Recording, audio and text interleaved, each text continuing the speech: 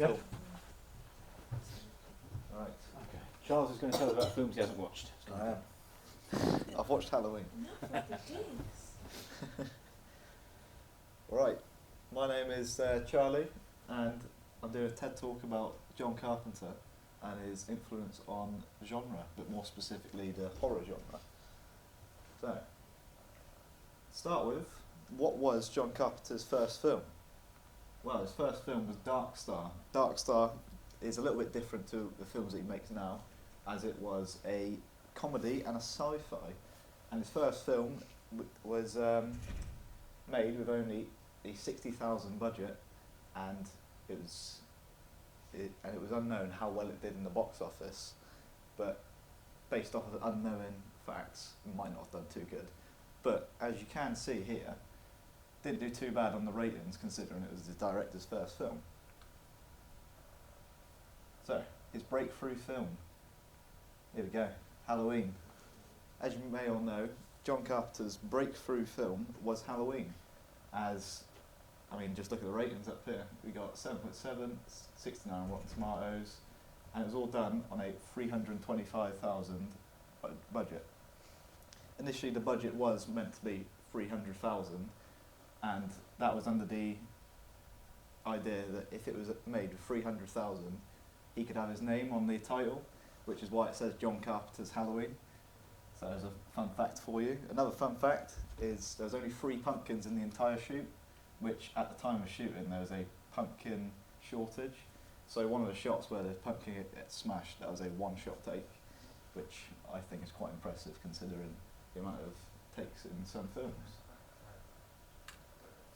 So, why did Halloween revolutionise the genre? So, I think it influences a lot of modern directors in many different films, which I'll go over shortly. It had minimal gore and a lot of fright in it, so what I mean by that is a lot of the scenes, there's not terrible amounts of gore, like heads exploding, it's just more trying to get that fear factor. And it showed a really good importance of having an amazing score, which I've got a clip later on which really shows how effective the score is and how it just makes you feel uncomfortable in the cinema where you was watching it. I wish I could see it in the cinema because I can imagine how it would feel being sat in the seat and hearing that score going along. And another really key thing is that it linked a film to a holiday. So for a lot of people it might have turned into a tradition to watch Halloween on the 31st of October, which is what has made it release a lot in October to the coming years. So it also had a successful follow-up film, which was The Thing. See, The Thing was made with a much higher budget, which was 10 million, so this could really show how John Carpenter could direct and what he could do with a massive budget. So the figures down here may not seem too impressive, but he did still make a profit of 5 million, which by all means is not tiny. And something that The Thing goes for is it's got such a high rating on everything, and it's number 153 on the highest rated films ever made. So for a follow-up film to his breakthrough film, I personally think that's quite an achievement. And he actually went back to the sci-fi roots that he had in Dark Star, but he linked it in with Halloween, with having the sort of horror aspect which he nailed in his previous film. So, just want to talk about the slasher subgenre quickly. The slasher subgenre is something that wasn't created by John Carpenter, but it was something that was sort of pioneered and revolutionised by John Carpenter.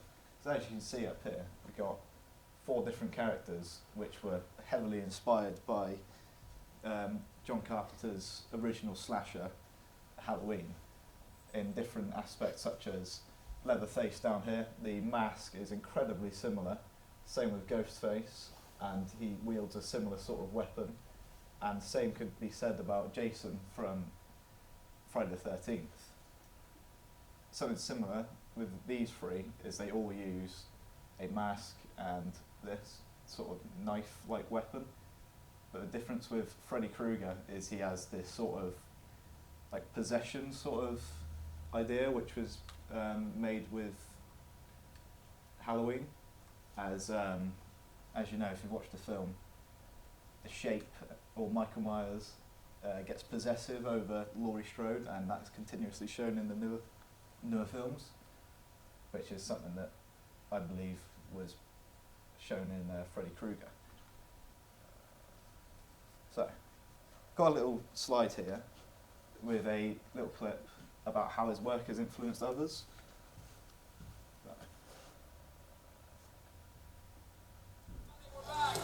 Let's get to a little bit Once in. upon a time in Hollywood, you look at the art. Absolutely, but by me putting that under a microscope and realizing, okay, So he's talking I'm about how the affected by Thing the thing, and affected for that this reason, film.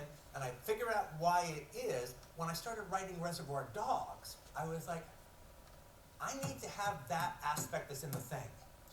I need to trap these bastards. I need to trap them in this warehouse. And no one can trust anybody else. And I want the paranoia of what's going on in that warehouse to bounce across the walls, and hopefully, like in the Thing, it will go out into the audience. Studios are rethinking whether theatrical releases are worth it. Make the case. So, in that clip, I wanted to show it because, as I said about the Thing earlier, and how well it did, I thought it was a really, really big thing, the fact that it influenced Tarantino on Reservoir Dogs. Because, as you know, Tarantino is an incredible director, and the fact that Reservoir Dogs was basically made off of the idea from the Thing, and how it makes everybody feel in the audience, in the Thing, and how the various different themes in the film go.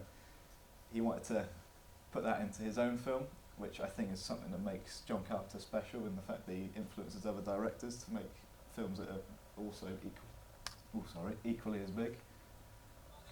Oh, there you go. Another person who I think has been incredibly influenced by John Carpenter is James DeMonaco in The Purge.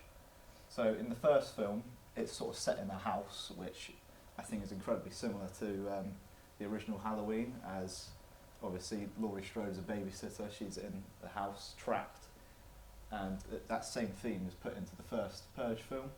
In the second Purge film, there's this mask in specific, which I think is incredibly similar to the original Halloween mask. And in the film, there's a lot of different aspects from it, which are pioneered from the original Halloween. So, that brings me on to a game. So, a game is completely different from the other aspects that I've got, and that is Among Us. Among Us was made off of the idea from The Thing, as it is practically the exact same as The Thing, but as a game, where in the game Among Us, there is various different things such as shapeshifters, which, if you've watched The Thing, you know there is a shape-shifting creature which is attempted to kill people, or it might even be more than one. And the whole game is about trust, which is what The Thing is about. And then themes of trust really goes well into a game, and when you have people fighting against each other, it's really quite entertaining. And to see everybody turn on each other, it's really puts across what The Thing was trying to get, but in like a more interactive way. So, how has he affected the horror genre? So, when you have more suspense over like gore, I think that it just makes a film far more superior, because gore makes you look away, and suspense sort of makes you intrigued on what you're watching. As you can see up here, he gave this idea of the eye to the left, scare on the right. So the idea here is you look at the left, you're looking at Laurie, and all of a sudden Mike comes in the closet here and scares the audience and Laurie. But the reason being why it's so scary is because she doesn't know that he's there until he lunges at her, which, having that sort of scare factor, is brilliant to watch in a film. Something else that he really affected was the practical effects in The Thing. I've got a short video here on what the practical effects look like in The Thing, and I mean, I personally think that they look quite good. Again, it is practical effects, but having practical effects, I think, can influence a actor so they can act better based on what's in front of them. As CGI is great, but you can't see what it is you're acting with. So I'll show that clip quickly.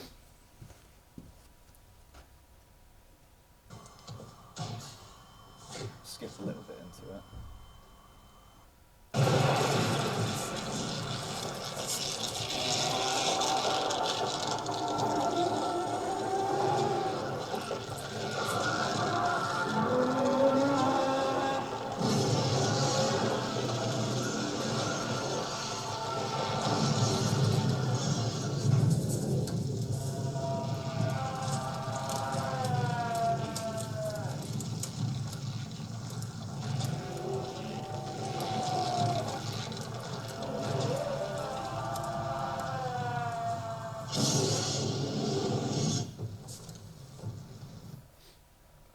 So what I love about that clip is I just love the effects in it.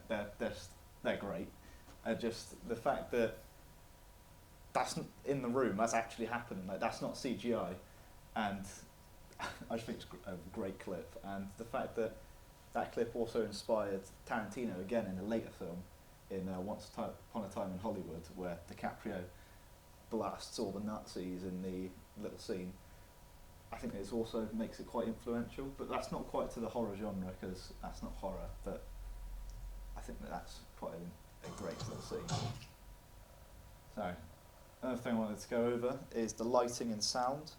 So, the lighting and sound that Carpenter goes for, because he's a composer, he can really, really push something that he's trying to make the audience feel through sound, and having great lighting, like in this shot here, just completely goes further into what he's trying to make the audience feel. Like, it's a really ominous lighting, like, and this is referred to as the Bob kebab, I believe, because he's got a knife in him and he's called Bob. I'll show this clip to get what I'm trying to push across at the sound. So, there we go.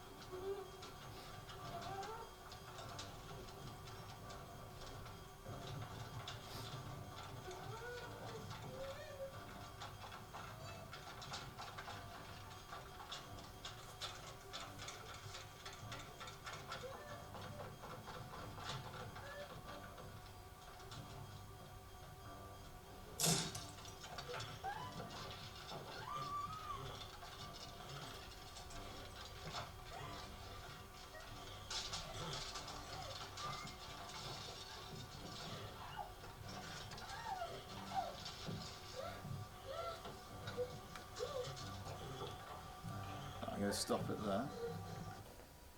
So in that clip, I really think that the sound design is great. I mean, it's really eerily like creepy, and the fact that it's basically just the same few chords over and over, just to create this suspenseful music, which makes me, I personally feel quite claustrophobic as well, because I mean, Laurie's stuck in a cupboard getting attacked, and I think without that score, it wouldn't be as intense as it is, and something like that can really make a scene push through what it is that Carpenter's trying to give. And just one more thing I want to go over is with the lighting here, it's like a double meaning, because Mike Myers is referred to as the shape, and in this lighting here, he just basically does look like a shape, so it's sort of like a double meaning that he goes for with his lighting. Finally, I'd like to go over the mind work that Carpenter goes for.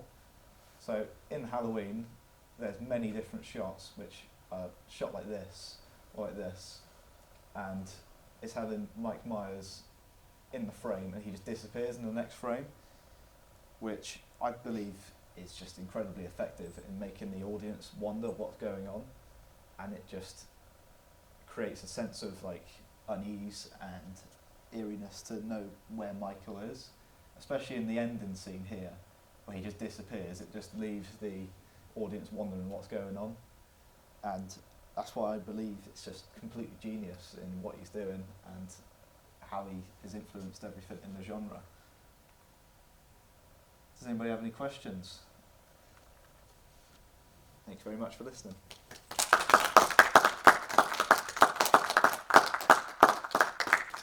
What's your favourite part of the thing? That scene, because it's the only scene I've watched. Well done, Charlie. Cut there, Josh.